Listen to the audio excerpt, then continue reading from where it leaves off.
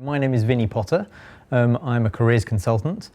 So my job is to try and get jobs for people once they finish their course at London School of Hygiene and Tropical Medicine. So as well as helping them to get jobs once they finish, we also help them while they're here to work out what they might do with their career afterwards, and also to get part-time jobs while they're studying as well. The careers service at the school is part of the wider careers service across the whole of the University of London. So it doesn't really affect students too much, except for the fact that they can benefit from all of the services more widely across the University of London. So for example, it means that you can attend events at other colleges that are relevant. So for example, there was an event a few days ago at another college about jobs within international development and research. So our students that like those kind of careers can attend that kind of event. The careers service at the school does pretty much everything to help you to get work and to decide your career, except for placing you in a job. So that's the only thing we don't do. We start with, let's start with students who don't know what they want to do with their lives. We get quite a few of them coming through the door. They come to the school and they go, I want to do a job in public health, and they don't really know all the options around public health, so they come and get advice about where to go next, how this might develop their career a bit further. Some people come to us and they know what job they want to do. So they have a specific job in mind, or a specific kind of role or expertise area that they want to go into, but they don't know how to get into it. So we give them advice about how to further their career, and then we also give them specific advice on getting in terms of their CV, their application forms. We help them with practice interviews, and we help put them in touch with employers. So we bring employers onto campus. One of the other things that we do for students is we bring alumni back into the school. So we have lots of alumni who are doing some amazing things all over the world. And when they are back in the UK, back in London, we get them to come and do talks.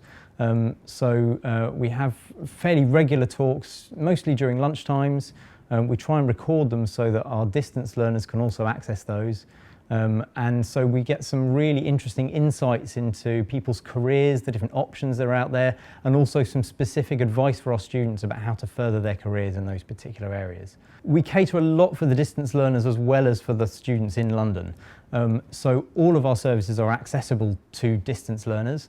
So a lot of the time we do one-to-one sessions with students. So students come and see us either for a 20-minute or half an hour slot, or for a full hour discussion if it's more complicated. And those are open to distance learners as well as our home students here. So they can do that via Skype or via telephone or via email. So if they want to send us their CV, we can then look at it and give them feedback and send it back to them.